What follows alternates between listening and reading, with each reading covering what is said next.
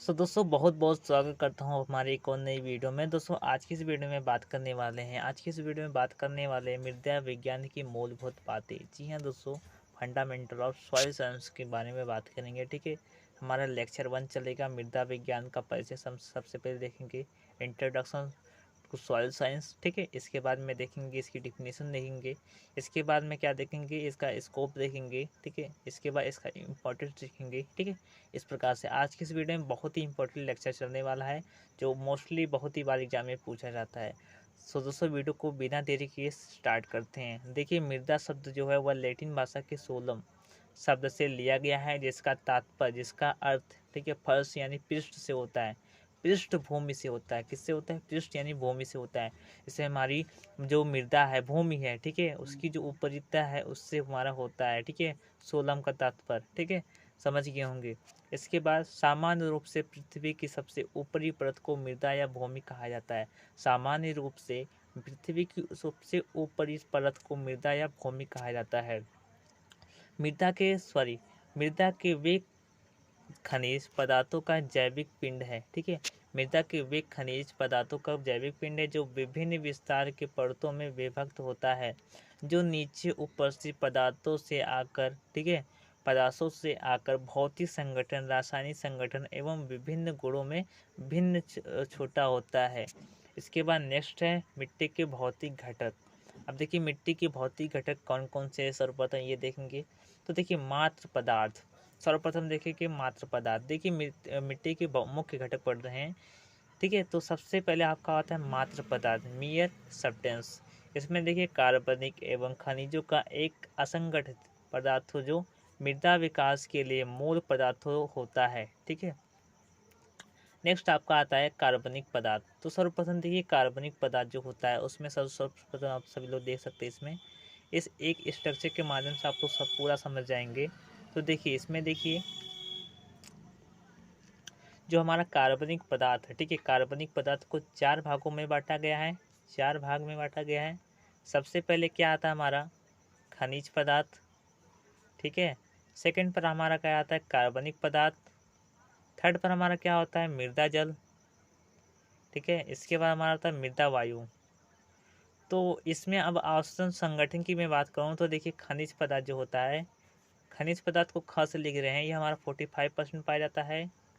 ठीक है, कार्बनिक पदार्थ कितना पाया जाता है, कार्बनिक पदार्थ को का से लिख रहे हैं 5% पाया जाता है। जल की मैं बात करूँ, मृदा जल की मैं बात करूँ तो 25%। मृदा वायु की मैं बात करूँ तो 25%। टोटल हमारा 100% हो गया। अब इसी में देखिए, इसी में आपका जो सॉइल होता है, ठीक है, तो इसका संगठन यही होता है कार्बनिक पदार्थ का। ठीक है, समझ गए होंगे। नेक्स्ट आपका बढ़ते हैं ह्यूमिक एवं जैविक पदार्थ। मृदा में विद्वान द्वारा उपस्थित अपचित जैविक पदार्थ जिसकी उपस्थिति, ठीक है, जिसकी उपस्थिति तथा जंतुओं के गलने, वनस्पति तथा जंतुओं के गलने सड़ने से होती है। जिस किसी भूमि को उस समय जोत कर छोड़ दिया जाता है उसमें जंतु एवं पौधे गिरकर सड़ जाते हैं। ऐसी भूमि में काफ़ी या अधिक ह्यूमिक पाया जाता है। ठीक है, थर्ड नंबर पर आपका आता है मृदा जल, यानी कि सॉइल वाटर। जल मृदा का एक प्रमुख घटक है। विभिन्न प्रकार की मिट्टी में जल की मात्रा विभिन्न होती है। मिट्टी की कणों के बीच रिक्त स्थानों और उनकी बाहरी परत पर जल उपस्थित रहता है। नेक्स्ट आता है आपका मृदा वायु। तो मृदा वायु भी एक मुख्य घटक है। ठीक है, मिट्टी की कणों के बीच स्थित रिक्त स्थानों को मैक्रोपोर्स कहते हैं। इसके बाद सूक्ष्म जीव की मैं बात करूं तो ये मिट्टी में बहुत अधिक मात्रा में पाया जाता है। ये मिट्टी में मौजूद मटेरियल के प्राथमिक अपघटक होते हैं। नेक्स्ट आपका आता है डिफिनेशंस। मोस्ट इम्पॉर्टेंट है डिफिनेशन। सर्वप्रथम डिफिनेशन एग्जाम में पूछा जाता है। डिफिनेशन के लिए आपको 3 नंबर दिए जाते हैं, इम्पोर्टेंस के लिए आपको 4 नंबर दिए जाते हैं। ठीक है, स्कोप के लिए आपको 3 नंबर दिए जाते हैं। तो इस प्रकार से टोटल 10। नंबर आपके 10 नंबर हो जाते हैं। तो 10 नंबर का क्वेश्चन पूछा जाता है। इसमें देखिए सॉइल साइंस डिफिनेशंस। मृदा विज्ञान किसी विज्ञान की वह शाखा है जिसके अंतर्गत मृदा का संपूर्ण अध्ययन किया जाता है। सिंपल डिफिनेशंस है, मृदा विज्ञान किसी विज्ञान की वह शाखा है जिसके अंतर्गत मृदा का संपूर्ण अध्ययन किया जाता है। मृदा का संपूर्ण अध्ययन किया जाता है। ब्रांचेस ऑफ सॉइल साइंस, इसके बाद देखेंगे ब्रांच शाखाएं। कौन कौन सी शाखाएं हैं? Pedology and edaphology. ठीक है, तो देखिए जो ब्रांचेस है सॉइल साइंस की यानी मृदा विज्ञान की जो ब्रांचेस है वो 2 ब्रांचेस हैं। कौन कौन सी? पहला हमारा होता है पेडोलॉजी, दूसरा हमारा आता है इडोफोलॉजी। तो पेडोलॉजी पेडोलॉजी और इडोफोलॉजी इडोफोलॉजी है। ठीक है, तो पेडोलॉजी के बारे में सर्वप्रथम देखेंगे। तो पेडोलॉजी मिट्टी के विवरण और वर्गीकरण पर केंद्रित होती है तथा मिट्टी कैसे बनती है यह हम पेडोलॉजी के अंतर्गत पढ़ते हैं तथा उसका अध्ययन किया जाता है।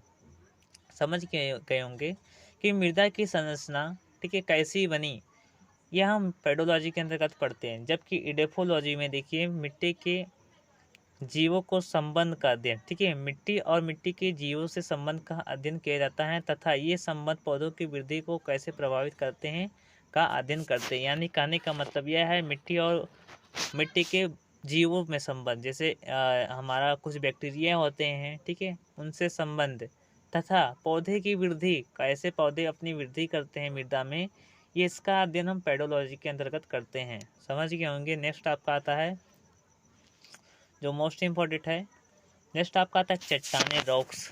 रॉक्स के ऊपर एक वीडियो बनाया था, ठीक है। अब नेक्स्ट वीडियो हमारा चलेगा रॉक्स के ऊपर ही चलेगा, ठीक है। अब देखिए रॉक्स के बारे में सर्वप्रथम देख लीजिए।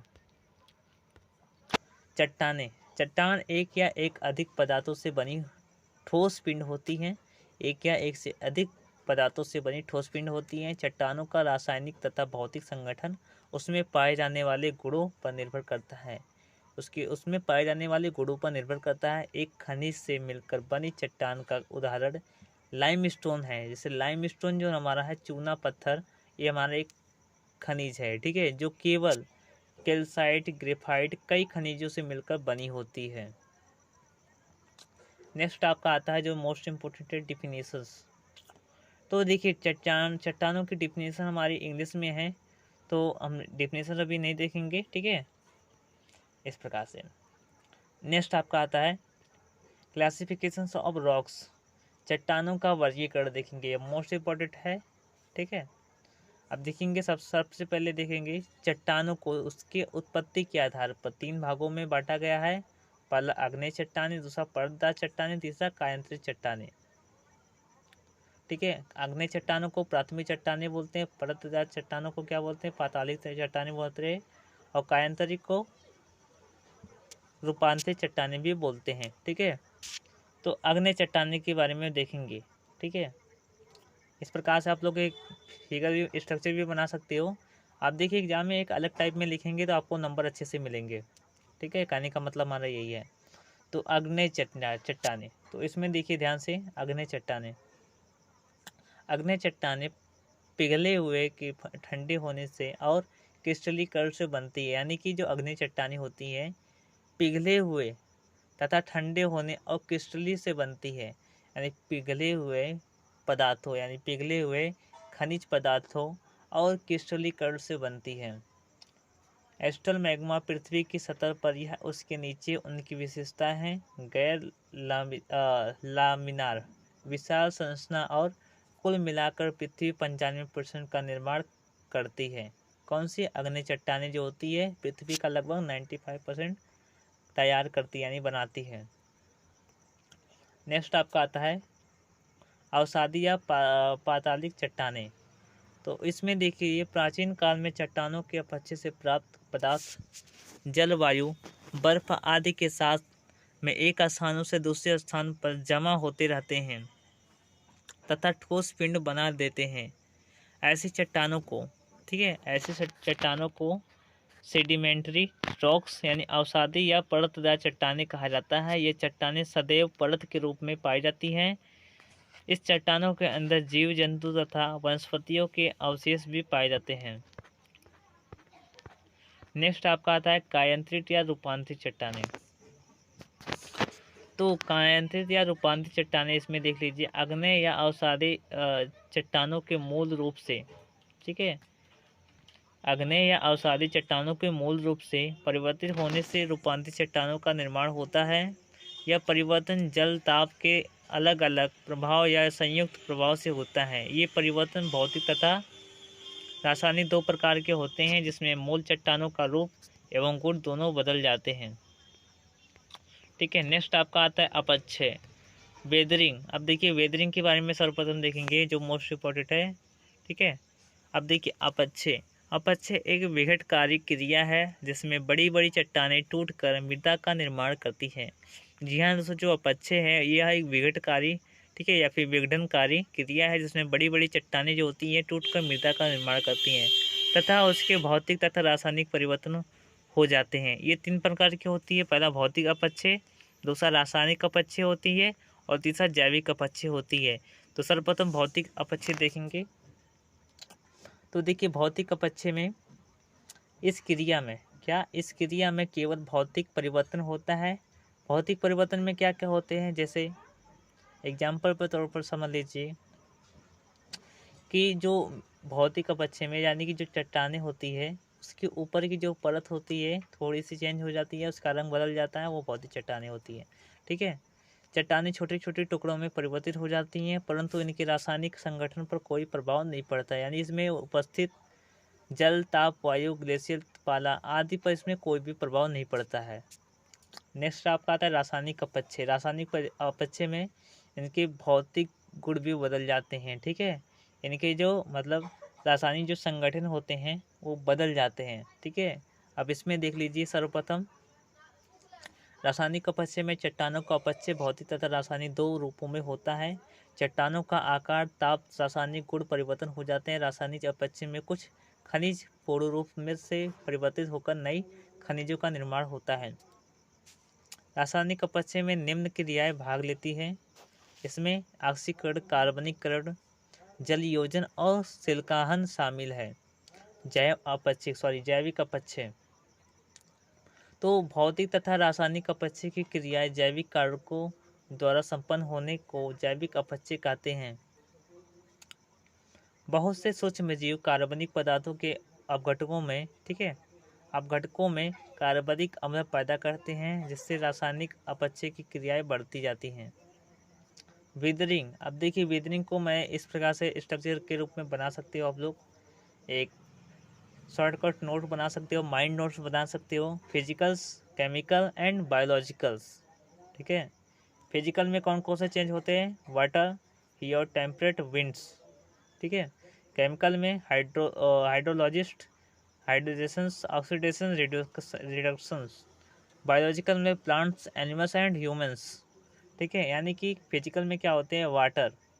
ठीक है, इसमें जो वाटर होते हैं, ठीक है, इसमें परिवर्तन नहीं होते हैं। ठीक है, हीट और टेम्परेट, ठीक है, टेम्परेचर के कारण बदल जाते हैं थोड़ा बहुत और हवाएं थोड़ा बहुत बदल जाती हैं। देखिए जो केमिकल में होती है, जो केमिकल्स में हाइड्रोलॉजिकल रिएक्शंस होते हैं, हाइड्रेशन होता है, ऑक्सीडेशन होता है, रिडक्शंस होता है। ठीक है, समझ गए होंगे। नेक्स्ट आपका आता है रॉक्स, चट्टानों का आरेख। तो चट्टानों का आरेख कुछ इस प्रकार से होता है। ठीक है, आप लोग देख लीजिए। ठीक है, sedimentary rocks and एग्ने rocks and metamorphic rocks. ठीक है, इस प्रकार से। नेक्स्ट आपका आता है सॉइल प्रोफाइल। मोस्टली इंपॉर्टेंट है soil profile. Next video soil profile रहेगा। ठीक है।